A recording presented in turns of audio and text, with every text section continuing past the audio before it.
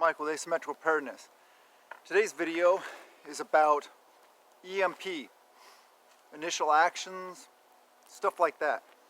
And first off, if you guys like the channel, please subscribe, hit the like button, comment below.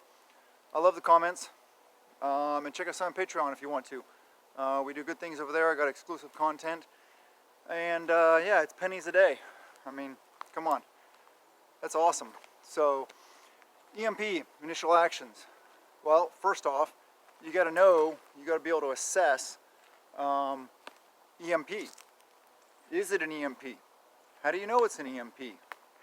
Okay, well, the way I look at it is my first actions are going to be, well, indications would be, say I'm home. There's different situations too, whether you're home, whether you're out driving, whatever the situations are. If I'm at home, I am going to, we'll lose power. Obviously, the grid will go down. If in my first action, anytime we lose power, which we don't lose power very often, but it happens, is to check my cell phone. And, every time so far, my cell phone's been fine. If I check my cell phone and it's dead, I ask my wife, check her cell phone. If it's dead, I'm like, okay, game on, EMP. I may, double check my, then I'll start basically reinforcing my, my conclusion. I will check the computer, see if it's working. And then I will go to vehicles. Basically what I'm getting at is you need to start assessing what you have, what works, what doesn't. Vehicles being very important part of the equation, because that determines whether or not you're going to be able to bug out or if you're going to be forced to bug in. Because bugging out without a vehicle is just not a very realistic or desirable situation to be in. Can you do it? Yeah, you can do it, but you're not going to be able to carry much with you. And if you have your family with you, if you have little ones, stuff like that, elderly people, yeah, it's going to be very difficult. So you're going to be in a bad situation. So assess what you have. I can't really see, this is one of those things, I can't just sit here and tell you what to do. This is another one of those times when I just have to empower you guys to think for yourselves. You're going to have to analyze what your situation is and what you need to do about it. Because the situations are so varied, whether you live in the city, whether you live in the country, whether your vehicles work, whether your vehicles don't work, whether, what you have that works and what doesn't. Do your communications to your team, your mag, your tribe, do they work? Do you have alternate communication methods set up? Alternate communication methods, really good one is have a little sealed box, like a plastic box, with a notepad and a pen in it. And have that at your rally points. And hopefully you have rally points. Rally points are points that you have set up where you guys rally together. You guys meet up points, basically, where your mag meets up, or your tribe, whatever you want to call it. And this is predetermined. This is all stuff you should be working on and talking about now. So at those locations, you have a certain location where that box is hidden, buried, whatever the situation, wherever, whatever works for you guys. And then, so what you do is, you meet up there and say, if it's Rally Alpha is fine, then you all just meet up there and you'll be like, oh, hey, you roll in there or walk in there, whatever it is. You get there and then you all meet up and say, hey, how's it going? Okay, what's our plan? Then you discuss plans, for bug out. Which bug out location to go to? Hopefully you have multiple. Which routes should we try first? What situation we are in? Take an assessment of what people were able to bring with them. Assessment and figuring out what you have, what your capability is a big thing now at this point.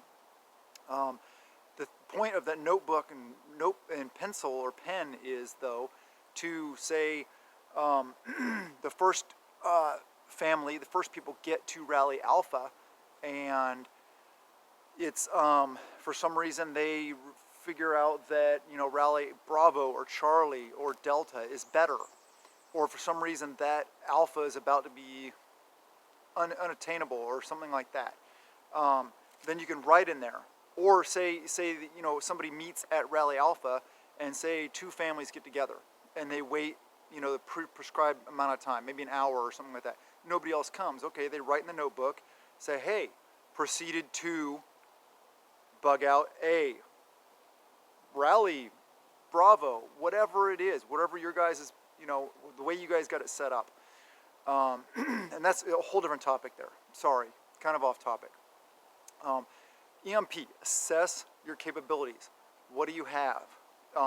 If your vehicles don't work and you don't have the capability of getting out of there, and you feel that bugging in is the best place, well, now is the time to start employing some security measures. This is the time to break out your gear, don your gear, put on your whatever clothing you deem necessary that you would be wearing in a tactical environment to fit your needs. If you're in the city, it may be jeans and a t-shirt. I don't know. I would say long sleeve though, even if it's hot out. Protect your arms a little bit. Gloves, stuff like that. Put on your gear, grab your gun. Your mags should already all be loaded. Yeah.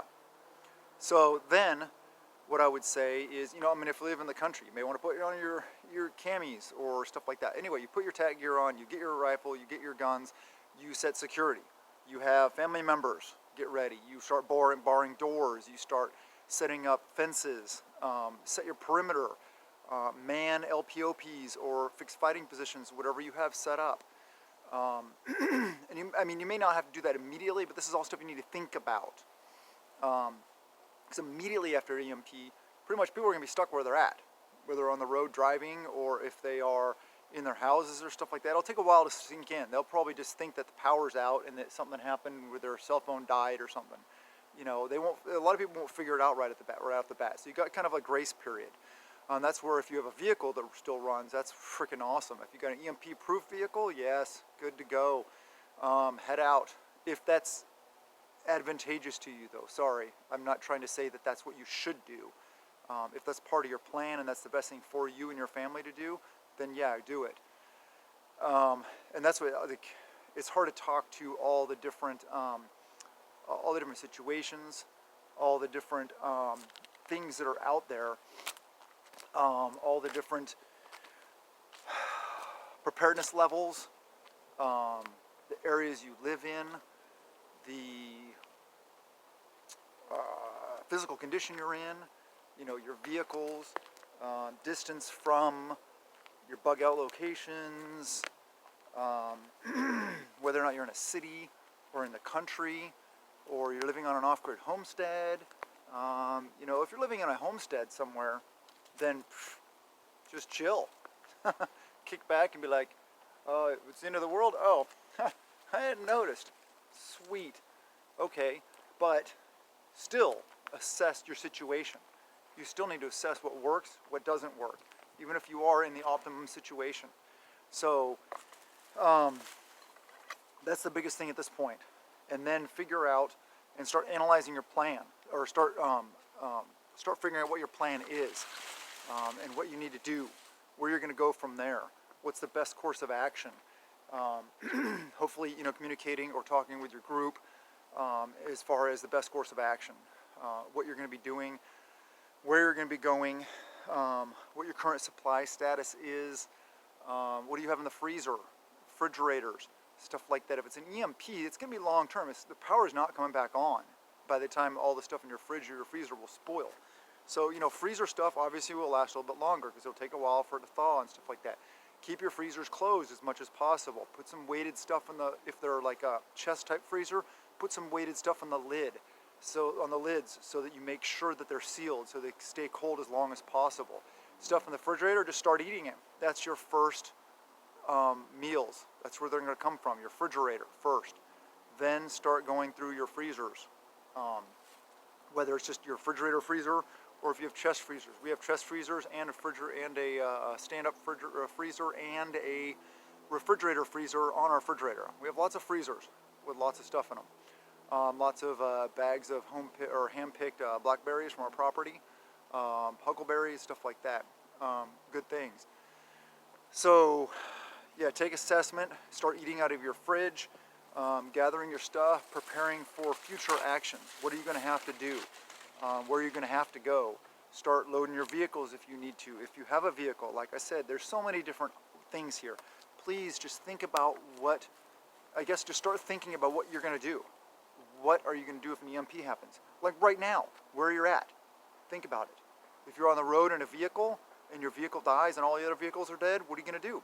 Do you have your bug out bag with you? Your get home bag, whatever you want to call it? Right? For me, yeah, I do. You know, I'm driving down the highway in my truck dies. I'll just pull off the side of the road, grab my bag, throw it on my back. I will lock up the truck and start walking. Seriously. I know all the routes home. So I'll just start walking home. And I'll get there eventually, depending on how far I am, how long it'll take me. And my wife knows and my family knows what to do. My mag knows what to do. So do the things, people. It's just, you gotta, I don't know. I guess I hope this just gets you guys thinking about what are you gonna do right now. Several times, maybe today, tomorrow, whenever, you know, think about it when you're driving. Just say, EMP, what would I do? Where would I go? What route? Where am I? How do I get home? What's the safest route home? Things like that. Also, when you're at home, you know, maybe you're sitting there with your family, just say, EMP, what do we do now? How do we verify it? What do we look at? And then maybe take some time and analyze your preps. Maybe do it on a weekend, kind of like a drill. Like I said, I just want to get you guys thinking. I hope this helps. You know, empower you guys with some knowledge and some thought process. That's the biggest thing I want to do, is just, oh, this is kind of funny. Here's a, or not funny, but here's a sign for a pet that somebody buried right here. His name is Loki. 7 February 94 to 28 June 98. It's kind of sad, somebody's pet they buried here on the railroad tracks back in the woods. But anyway, yeah, I hope this helps. I think it's some good information to think about, and it's always good to think. It's always good to analyze. It's always good to train. It's always good to drill. So prep a little every day. Like I always say, prep at a peace of mind, not out of fear. Don't fear this. You know, it's one option. It's one thing that can happen. Is it going to happen? I don't know. Nobody knows. But EMP is one that it would make it tougher, you know, especially transportation and stuff like that. But we can deal with it. This is why we prepare. This is why we're preppers. This is why you're on this channel. So I love you guys. Please get out there and do the things. And fitness. Fitness is key. If there's an EMP and you got to walk everywhere, ride a bike everywhere, stuff like that, you're going to need to be, the more fit you are, the better off you'll be. I love you guys so much, and blessings to you and yours.